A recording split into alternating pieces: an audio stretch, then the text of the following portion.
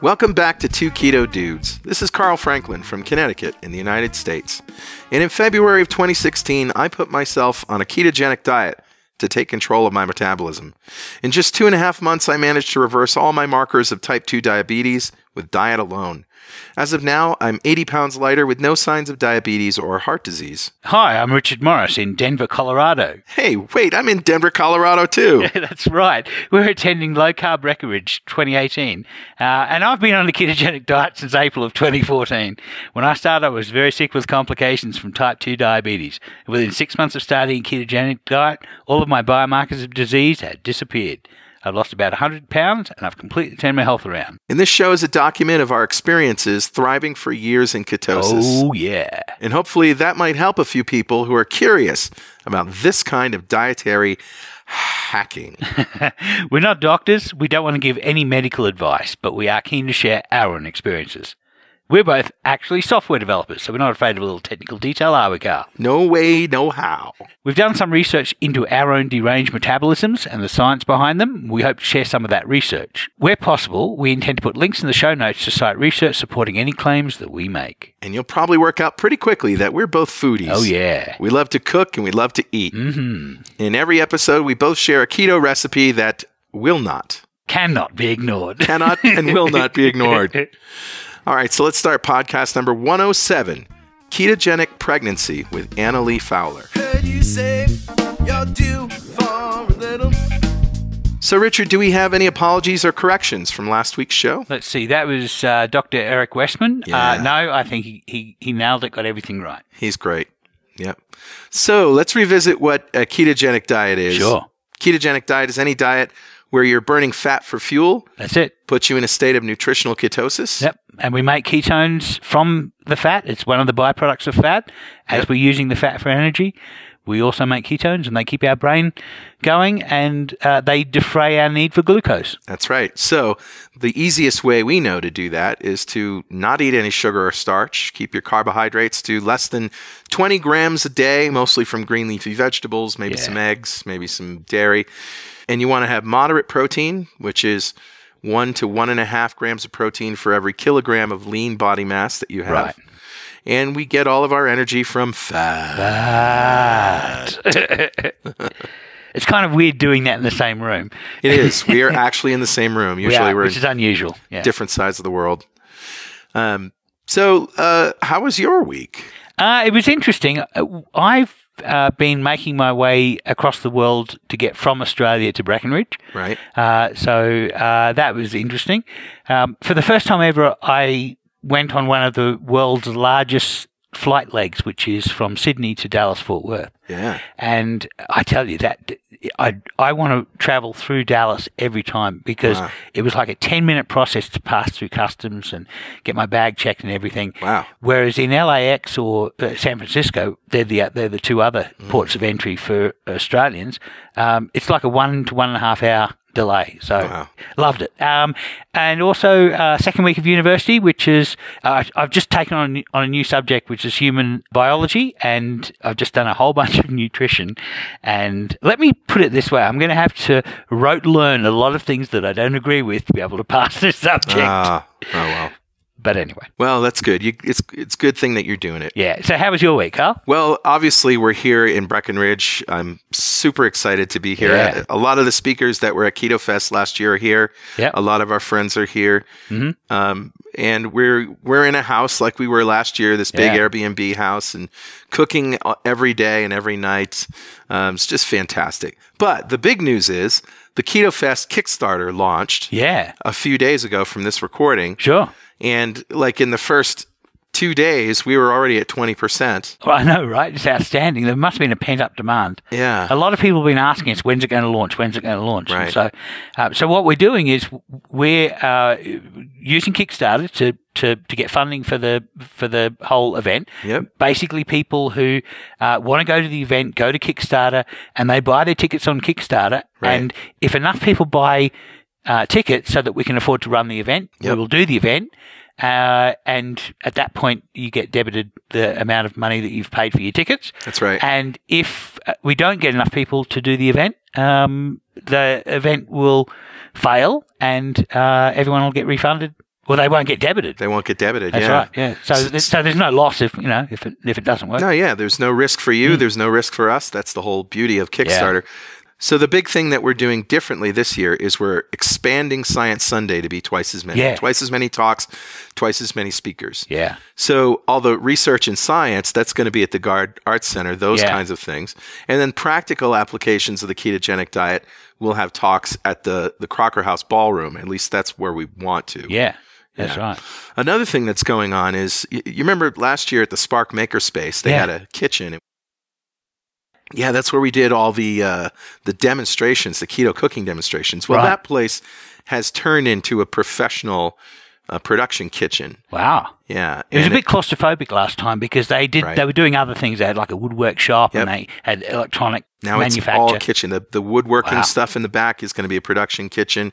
And all of the space in where the kitchen was, where we were doing demonstrations, is tables and standing rooms. So not only that, but we've teamed up with professional catering, the people that are doing this, that are putting this space together, RD86.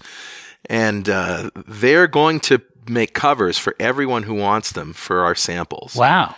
So remember last time we gave away 2 tickets to everybody that could taste. Because we had to limit the amount of servings that we made. Right, right. This way, anybody who goes to Keto Fest, you can just walk in, say, yeah, I want one of those, and assuming that there's any left, you'll get them. Yeah. So we're expanding, and that's why the goal is higher, and that's why the price is higher. Yeah. A lot of people asked us after the first Kickstarter. They loved the event, but they wanted to have more talks, or they wanted to have you know, more kitchen stuff, and so this is their opportunity to do that. So, exactly. So that's the big news. Go to ketofest.com and pledge to get your tickets reserved right away. And we are actually, interestingly, we're doing 2 events either side of Keto Fest. We're doing a fasting event on the first day. Right. And after Keto Fest, we're doing professional cooking lessons. Right. And we've got a professional chef coming up from New York, and we're using the same kitchen space that we used for the kitchen demos. And we're going to be doing keto cooking lessons. Yeah, and these will be hands-on cooking lessons with groups of 5 or less. Yeah. And I'm not sure how long they'll be, but basically you get to do the cooking. And that's and let's go back to Fasting Friday. That's Megan Ramos. She's going to basically have an event. From Jason Fung's practice. Yeah, from IDM. She's going to be hosting this and talking about all the research and practical data that they've gotten from their fasting group. It's going to be amazing. Yeah, that's really good. All right, enough about that. All right, it's time to give away a mug. Sure. A mug with our mugs on it. Absolutely. It says Keep Calm and Keto on. It's got the dude's picture on it. And we'd like to give these away to a random member of the 2 Keto Dudes fan club in every show. And if you don't know what that is, just go to fanclub.2keto.com. You answer a few questions. You join the club. And now your name and email is in the running to be picked randomly at every show. Sure. Right now, it's mugs. Later on, it could be something else. So it could be anything. Could be anything. Could be a Keto Fest ticket. Yeah, we should do a Keto Fest ticket, but maybe we should do it after we've kickstarted. Yeah, let's do that. A couple of weeks' time. Yeah, okay. So, Carl, who is our lucky winner? Our winner today is George Hernandez. Congratulations, George. Congrats. You've been picked at random to win a mug. And if you don't want to wait to win a mug, you can always buy one at gear.2keto.com and pick yourself up a T-shirt while you're there, or any other old crap with our faces on it. Exactly. And that brings us to...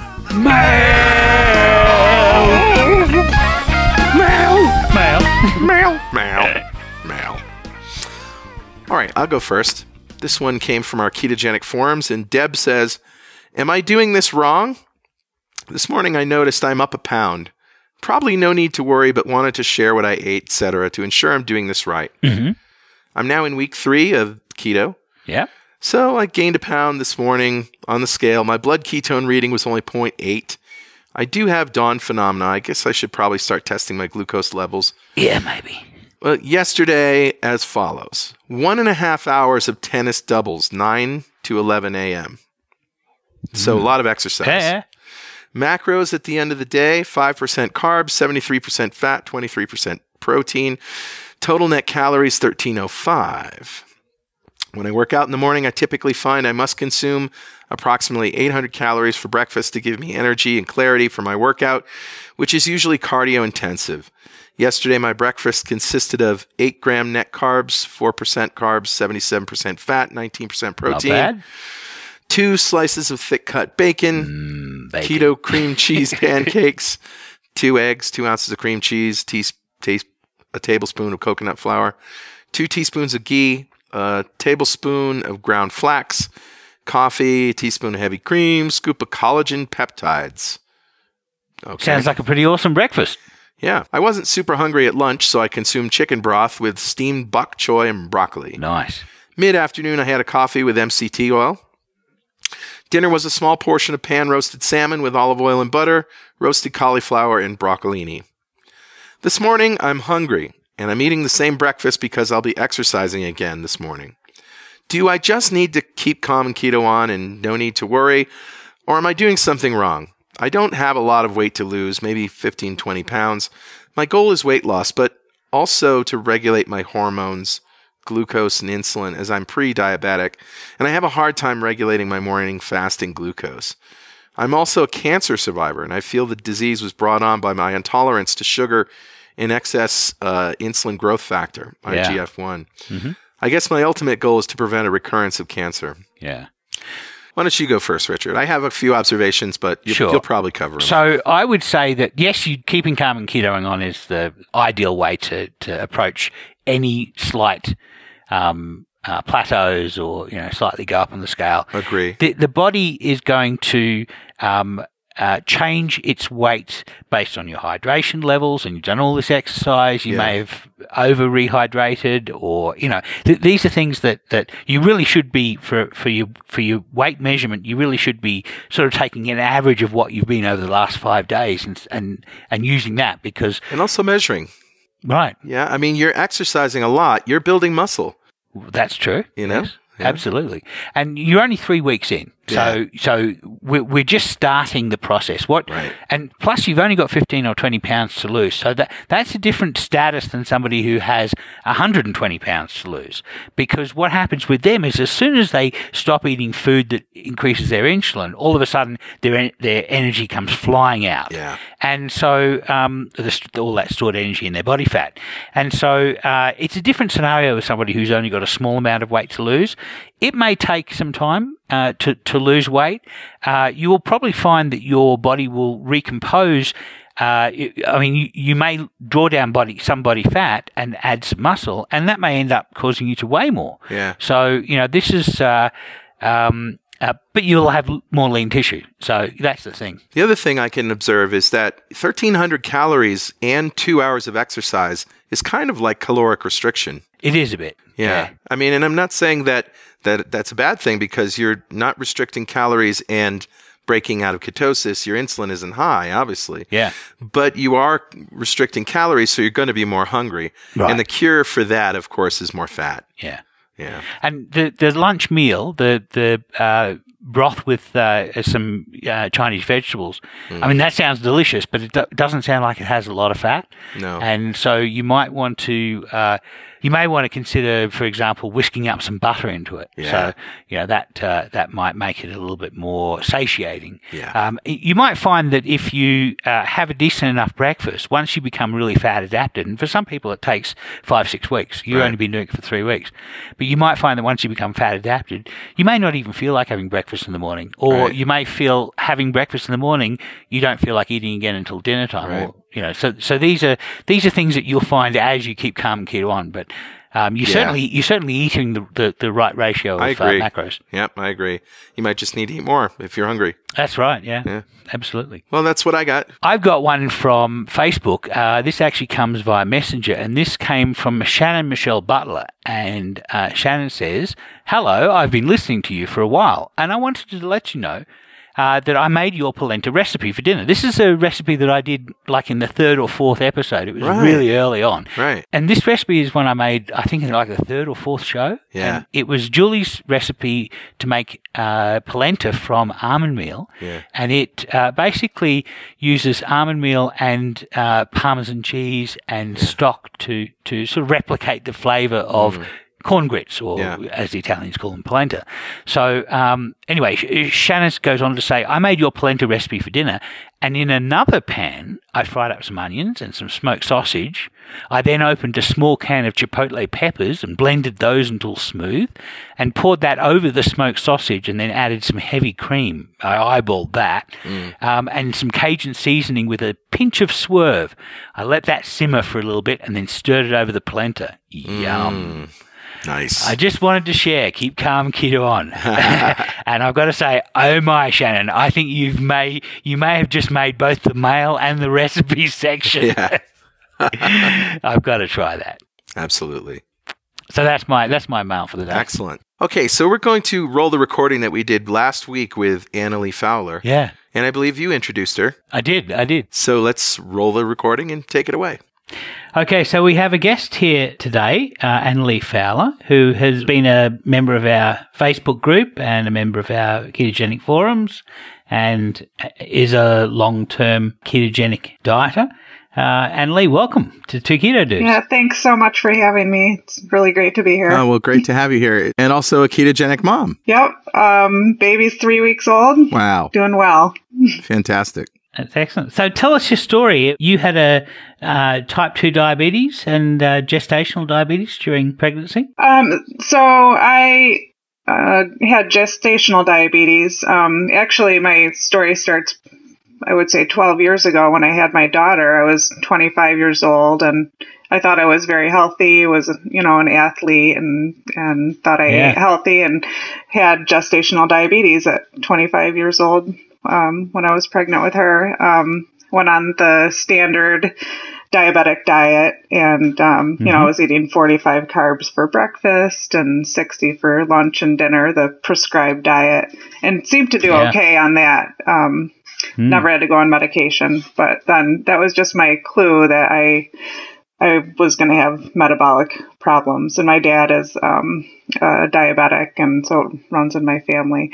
But doesn't gestational diabetes usually clear up after pregnancy? Right. As soon as you deliver, they say, my OB said, as soon as that placenta comes out, what the thing that's poisoning you is done, and you're not diabetic anymore. So, after my daughter, I had chocolate cake in the delivery room because I wasn't diabetic anymore. So, but the thing that I realized when I did, even though I was eating a significant amount of carbs still, it was a controlled carb diet. My blood sugar was controlled. I felt so much better. As opposed to, just eating tons and tons of carbs, whatever I wanted. So fast forward, 11 years or so, and I had not been, following any kind of carb control diet. I'd gained maybe 30 pounds or so, and ended up having 2 miscarriages. And my husband and I decided we needed to do something to get healthier because I was approaching 36 years old, and we wanted to have a baby, but didn't want to have any more losses. So we both went keto October of 2016. Now, was it because of the perceived benefits for fertility, or was it just general health? General health. I knew that my fasting blood sugars had been elevated. My A1C was about 5.6, 5.7. I'm a nurse, so I kind of see a lot of the consequences of diabetes. I work with cardiothoracic surgery, and my husband actually had very elevated triglycerides in the 800s or so, and his doctor had put him on a statin, and which we know doesn't work really for triglycerides. So, and his, numbers just got worse. So I kind of did some research, and so did he, and we both, thought keto would be the right thing for us. And then I, saw the benefits that people have been seeing with PCOS and fertility and all that. So we both figured it wouldn't hurt. So then, we both lost some weight. I lost about 25 pounds. He lost about 35 pounds. And then I was able to get pregnant about 6 months later. And but I knew I was going to have gestational diabetes again, because just, anytime that I was pregnant, I developed diabetes right away. So, so my approach was, I wanted to be proactive, stay keto, check my blood sugars, not do the awful glucose tolerance test that they want you to do, because I knew I already had a problem with blood sugar. Right. Well, if you were keto, you probably would have failed a glucose tolerance test. Absolutely. They would have come back and said you're type 1, which is, it's a false diagnosis. But No, I kind of did a couple tests on my own. One day I ate a bowl of cereal and my blood sugar was 185 after that. So, it's there you go. Yeah. So, and then I reported closely back to my midwives and the OB that was following me and let them know what my blood sugars were doing. So. So did you at any point in this most recent pregnancy become gestationally diabetic? I assumed that I was, just based on what my blood sugar numbers were doing, because my fasting sugars kept going up, and I had been on metformin actually for the PCOS and fertility benefits of that prior to becoming pregnant. So my fasting numbers tended to increase throughout my pregnancy, which we addressed with medication. And so were you given the traditional diabetic diet of, 45 grams of carbs? No, actually, my providers knew that I was following this way of eating ahead of time. And I said, this is what I'm doing. All they were interested in was having good blood sugars for me. So they were on board all the way with how I wanted to. So there's no mention ever of, ketosis being dangerous or anything like that. All they were interested in was good blood sugar control, which was great. The other thing is that you're a nurse, so you would have been able to describe your symptoms well, and so there would be a level of comfort that they would have in you being able to describe everything that was happening. Yeah, I think that had something to do with it, that I, was well researched and, but although there's not a lot of information or articles or data out there with ketosis and pregnancy, there's some rat study or, But it really speaks to what people think of ketosis as being some sort of parlor trick or some sort of unnatural state, when the one thing I've learned in the last 2 years on this journey is that it's just it's our ancestral natural state of metabolism, that all these carbohydrates we've been giving ourselves for so many hundreds of years or whatever, that's the real non-natural state, right? So I'm curious if you had any advice given to you about what to feed your baby once you had the baby. Like once we wean and all of that, like once they start solid food. I was just talking to a friend about that, about, what we're going to do. I believe in baby-led weaning. So, once the baby acts ready for solids and stuff, find it much easier to do finger foods and things like that. But, that'll be a while. So I'm going to have to do some research on it. I haven't really gotten much advice, but my thought was, starting with meats and avocado and, whole food kind of stuff. We're not going to do grains or any kind of purees or anything like that. So, Tim Noakes trial comes to mind here, Richard. Yeah. Don't tweet Tim Noakes for any advice on this. Because we don't want to get him in trouble again. But so when I was weaned, I apparently I was given an option of lots of different food, and I was quite fussy. But the one food that I really, really loved was lamb's brains. Which is really kind of weird, because when you think about it, that a baby is growing its brain. I mean, that's one of the major. I mean, only babies grow their brains. Human adults don't grow brains. Right. So you can imagine that the raw materials for building a brain are in brains of other mammals. But the other interesting thing is that in Australia, traditionally, the Australian Aborigines used to hunt marsupials, and the brains were given to the children. So that was the weaning food. Interesting. So it's actually an ancestral thing. We can, people say, who knows what paleo men eat, but Australian Aboriginals, we can ask them because they were Paleolithic. 1986 was the last tribe that walked out of the desert. So, into modern world. So we can literally ask them what they ate, which is awesome. So that's my only advice. I don't have kids, and so I'm really ignorant when it comes to this conversation. But my advice would be give Bub the option of brains if you have it. Yeah, I do like the idea of organ meats and that type of thing. Little kids don't have any notions about what's gross or, what. No ick factor. Yeah. So, we'll offer lots of high fat foods and really nutrient dense kind of stuff. Did you notice any different way that you felt during this pregnancy versus ones where you weren't following a ketogenic diet? So I gained much less weight. So with my daughter, I gained about 50 pounds. And wow.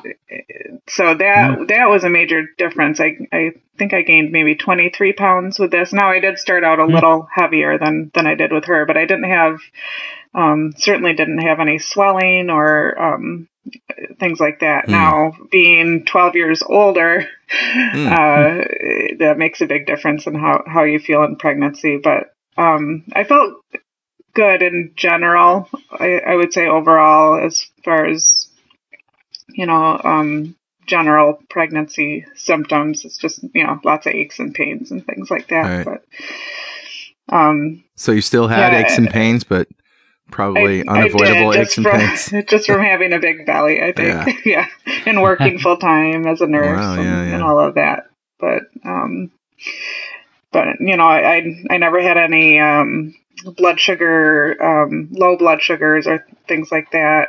Whereas before I would get this reactive hypoglycemia, when you have the high circulating insulin and then you kind of crash. So I never had any of that kind of stuff, which was great. Mm-hmm.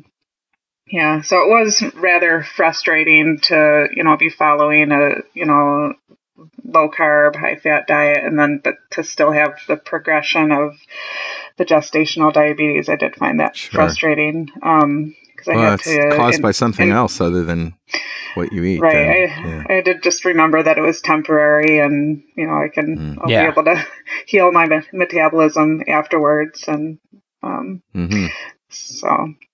Did you try to get advice from friends and family about what to do, what to eat, or anything like that? Not really. A couple of my nurse friends are keto as well, so we'd definitely talk about it. But I felt like I was kind of just charting new territory almost, because it seems like no one around me knew much about being keto while pregnant. So I kind of just had to make my own way and figure it out on my own.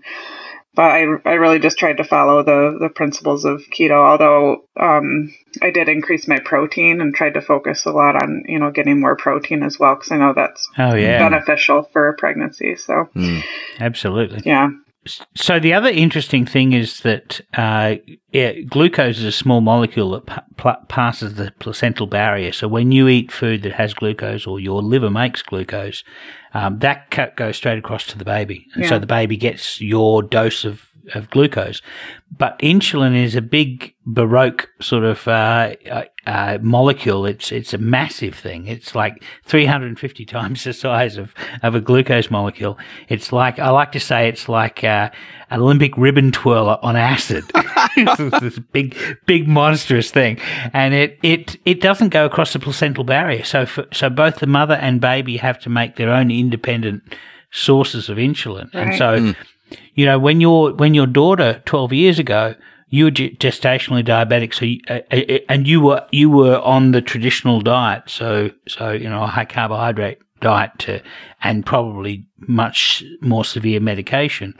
You would have gone through bigger swings of glucose, and so potentially your son currently, right? Your son probably has a better start than your daughter did, because he would have had a gentle low level of glucose, a low adequate level of glucose all the time, whereas she would have most likely have been dealing with the swings of all of the roller coasters. So that's potentially you've done him a great favor, I think, by doing that. Yeah, I certainly hope so. And, the one thing with gestational diabetes that they worry about is macrosomia, or a large baby. And so he was born at 39 weeks gestation, and she was born 38 and 5. So almost the same, but she was 7 pounds, 14 ounces. He was only 6 pounds, 11 ounces.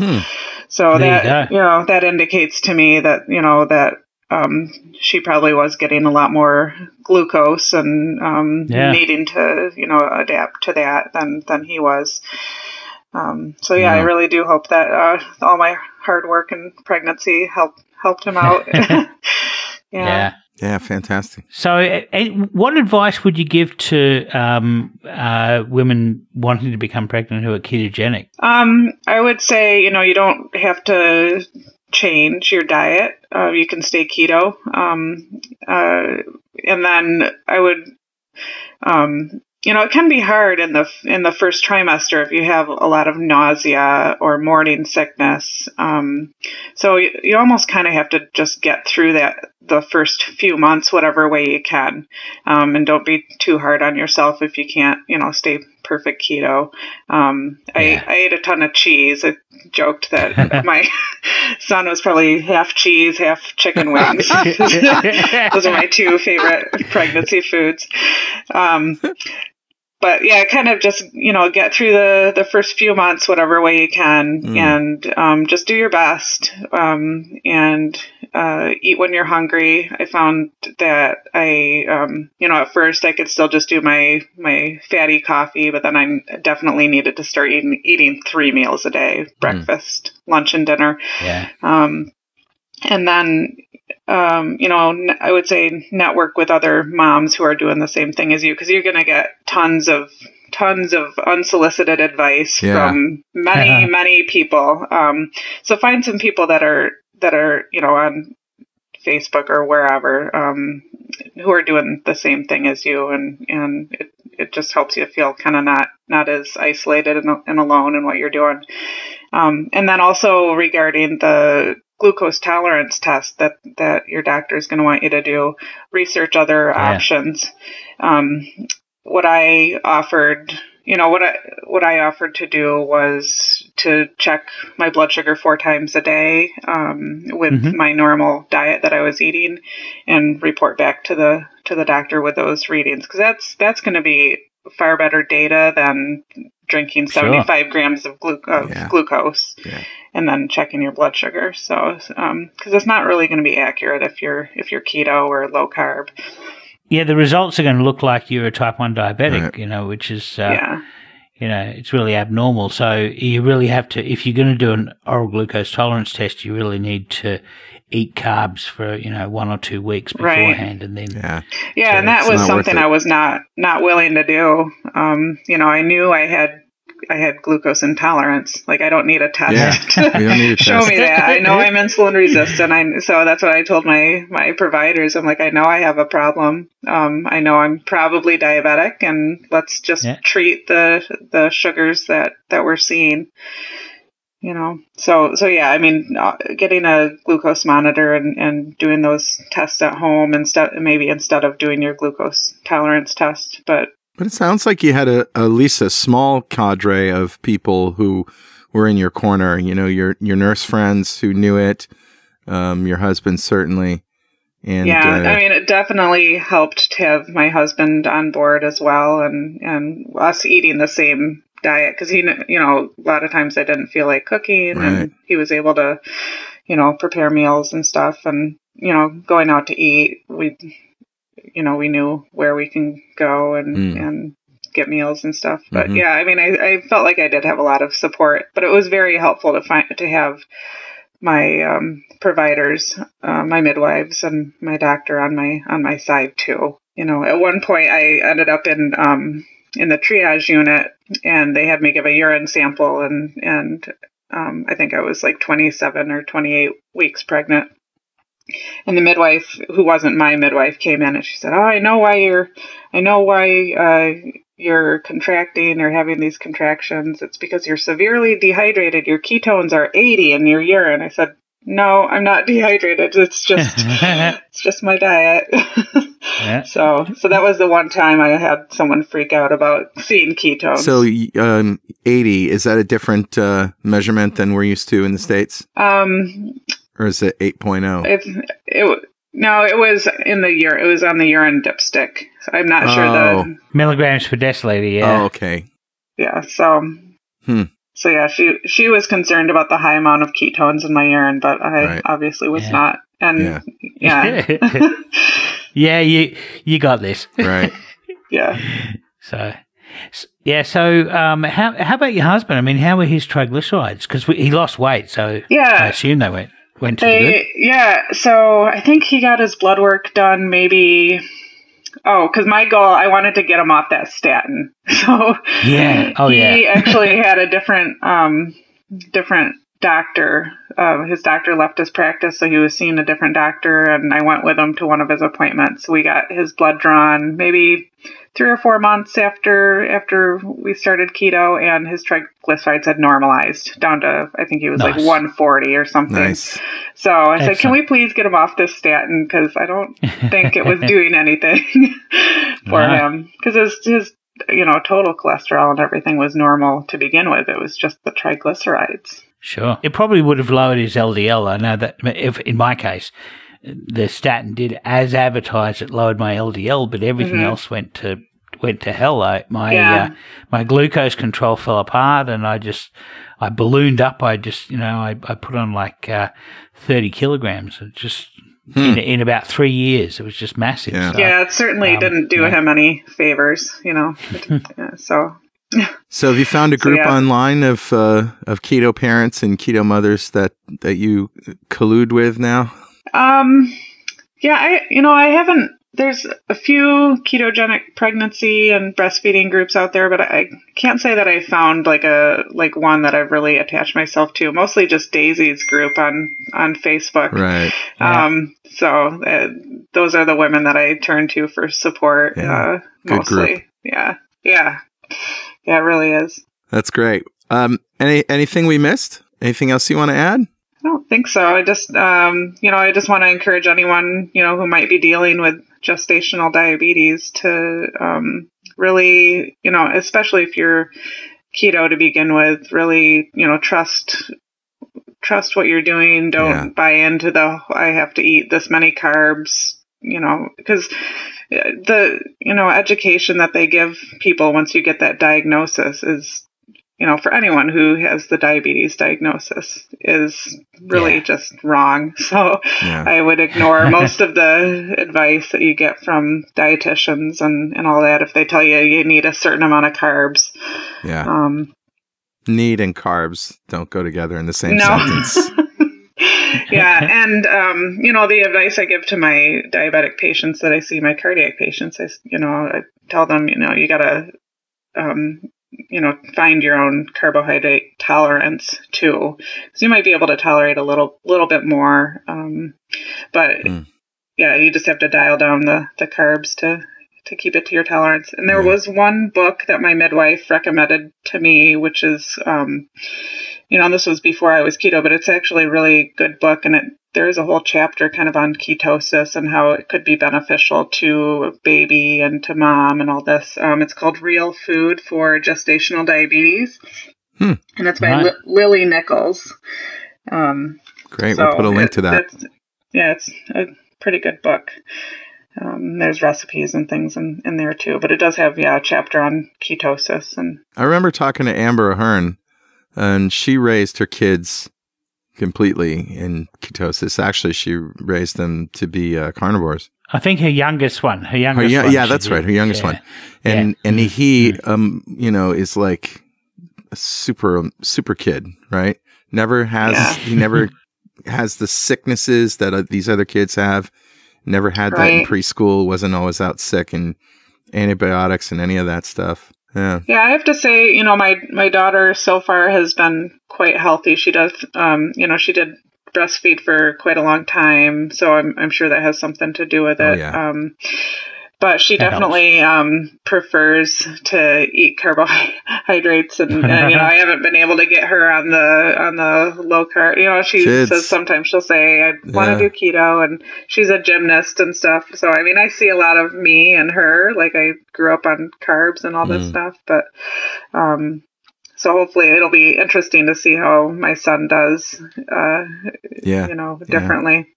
Very good. We'll have to have another show in 10 years or so.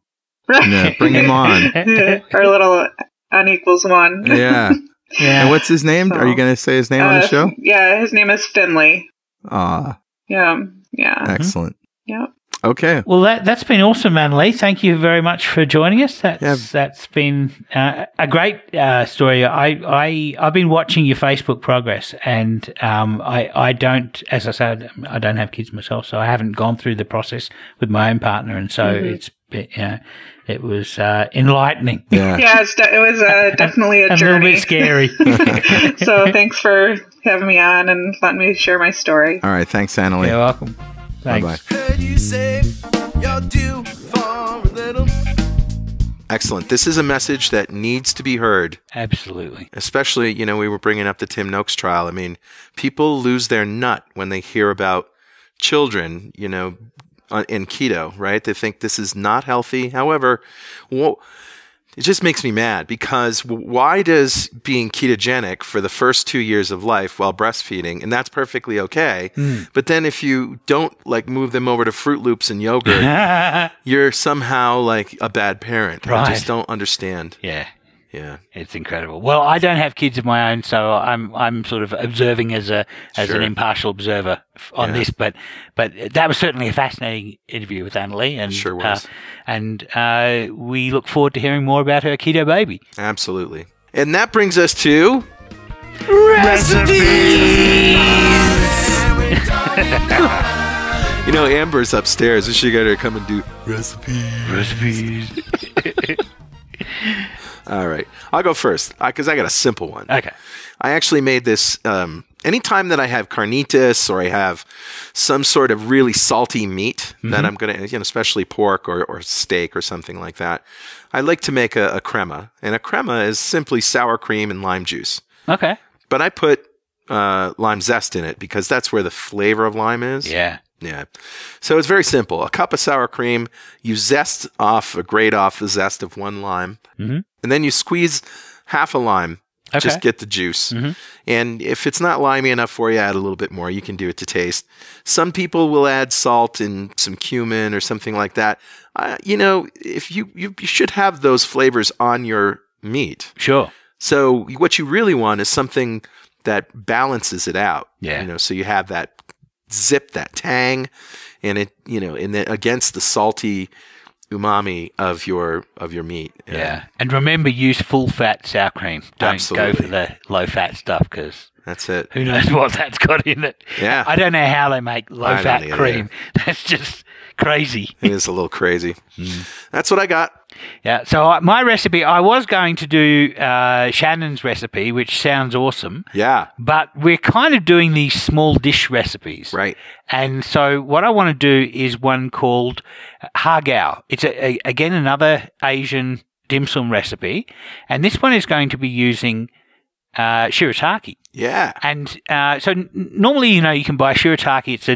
It's a starch substitute. It's actually it's a kind of starch that we just can't digest. Right. Glucomannan. But it comes in sort of pasta shapes, and you can buy a lasagna shape and fold that over some food and make a small dumpling out of it. But I decided I wanted to try using glucomannan powder the same way that somebody uses rice to make the rice wrappers. Yeah. And so just to give you the recipe for rice, you have equal amounts of water and rice, and you blitz it really finely. You blitz the rice dry first to a powder, and then you add equal amount of water, and then you blitz that very finely. And then what you do is you put it in a plate in a steamer, and you steam that, and that makes rice noodles. Now, this is with real rice you're talking about. That's with real rice. Okay. So I wanted to replicate that. Yeah. So what I did was I used glucomannan powder. Now, we had a bit of an experiment once where we tried to make glucomannan. We had like half a cup of glucomannan powder. Yeah, it was not and good. It turned into wallpaper paste. Wallpaper paste pretty quickly. It was actually called konjac rice. Yes, but it wasn't. It was sort of these congealed dried balls of glucomannan powder that were just terrible. Yeah, but now if we'd used just a teaspoon of that would have been fine, because that's the amount that you actually use. Yeah. So there's a trick to using glucomannan. You need to alkalize it to set it. So you can use something like the standard is to use pickling lime, which is I think it's a calcium hydroxide that it's a very weak form of calcium hydroxide, and basically it sets the glucomannan. So the general process for glucomannan, you take a teaspoon of glucomannan and about a cup of water, and you blitz that up. And glucomannan powder, if you have konjac root powder, that would be the same thing. Yeah, exactly the same thing. So, and you blitz that up, and then you put it in the fridge to sit for like 30 minutes. And it'll sort of start to set, but it's not really quite set. It looks a little bit like wallpaper paste. It's kind of consistency. So now what you're going to do is you're going to add to that either some baking soda or some pickling lime, and this is to alkalize it, and this is what's going to set the final form. Now, I actually use a plate in a steamer, and I put this glucomannan gloop onto the plate, and I spread it finely with a spatula. That makes sense, because you want a thin sheet at the end. That's exactly right. And so so I made these thin sheets. Now, I had the temperature up too high and they were bubbling, and so I ended up with like pock marks but it was still fine. It looked fine. It actually looked quite interesting. So in the end. So anyway, that's the recipe for the rice noodles. So I got to ask you, when you took that off the plate, did it hold its shape like a wonton wrapper did? It was kind of like a piece of plastic, like a rubberized plastic. So it did hold its shape. Yeah, it did. Absolutely held its shape together. Wow. And it was quite, I mean, if you were to cut it with a knife, it would split easily and pull apart. So like a lasagna sheet or a wonton wrapper. Yeah, exactly, like a rehydrated lasagna sheet. Wow. Yeah. So now what I did was I had these circles. I had a 10-inch steamer, and my plates are about 9 inches in diameter, and so I had these 9-inch circles. Now, the plates, by the way, you want to get plates that have a sharp lip at the end. Yeah. You don't want to have ones that have a shallow sort of curvature. Yeah. You want the plate to be pretty flat with a sharp lip at the end, because that's how you're going to be able to create the same depth across the thing. Right. Okay. So for the filling, we're going to use prawns. Now, I used a recipe from Serious Eats. I modified it a little bit to not use cornstarch. Good. And we'll put that recipe on our show notes. But and I'll put in the blog exactly what I did for that recipe, because I've got some pictures for that. But now the mechanism of how you make these little hagao is that you cut these round 9-inch in diameter shirataki noodles. You cut them in a square pattern, and so in each of the quarters of this square, you put a little bit of the shrimp, and now you get some egg white, and you brush the egg white around it, and you fold it over the shrimp, and that seals it to make a little package. Now, do you have to like press down or anything, or does it just naturally glue itself? No, and you don't. So with some dumplings, you'll press a fork in to make an indentation. There is no way to make an indentation in this shirataki. Sure. It's like solid plastic. Right. But it's like shirataki noodles. So, yeah. And then you steam them like you normally would.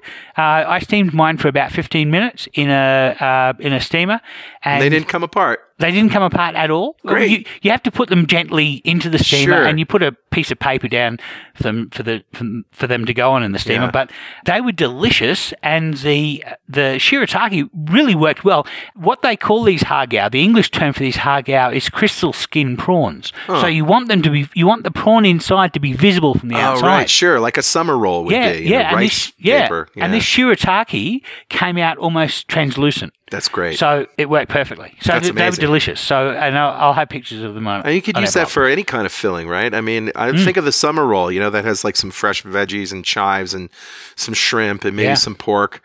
you know, then in a dipping sauce. Man, the possibilities are endless for that. Yeah. I like it. Yeah, there you go. So, but now I've got to say that the egg white wasn't a very strong glue to hold it together. Yeah. So a couple of, probably 2 out of the 18 that I made fell apart. But, you know, they were, certainly the taste was accurate to Hagao. Great. And I found them delicious. Excellent. Sounds so good. That's my recipe. That's a show. That's a show. From Breckenridge, Colorado. Of course, if you have anything you want to tell us, something we said wrong, something you don't agree with, some more research that you found to support or refute anything that we've said, send it by email to dudes@2ketodudes.com or post it on our website. And you can follow us on Twitter at 2ketodudes, on Instagram at 2ketodudes, and make sure to use the hashtag 2ketodudes. And of course, if you want to join the free ketogenic forum, it's forum.2keto.com. And if useless swag is your fancy t-shirts, coffee mugs, and all that junk, head over to gear.2keto.com. And if you want a shot at getting some of that swag for free, join the 2 Keto Dudes fan club. You'll be eligible to win something in every show. Go to fanclub.2keto.com. And if you feel like supporting our forums and all the podcasts we produce, including 2 Keto Dudes, Keto Woman with Daisy Brackenhall, and the Obesity Code podcast with Jason Fung and Megan Ramos, think about making a monthly pledge on our Patreon page at patreon.2keto.com. Or just hit the donate button on our website at www.2ketodudes.com or go to donate.2keto.com. And you can also see all of our podcasts and other videos that we do on YouTube at youtube.2keto.com. If you haven't already, go leave us a review on Apple Podcasts. That's how new people get to know about what we do. 2 Keto Dudes is brought to you by 2 Keto LLC, who strives to support the low-carb community with podcasts and other publications. Well, keep calm and keto on, Richard. Yeah, keep calm and keto on, Carl. All right, and we'll see you next time on 2 Keto Dudes.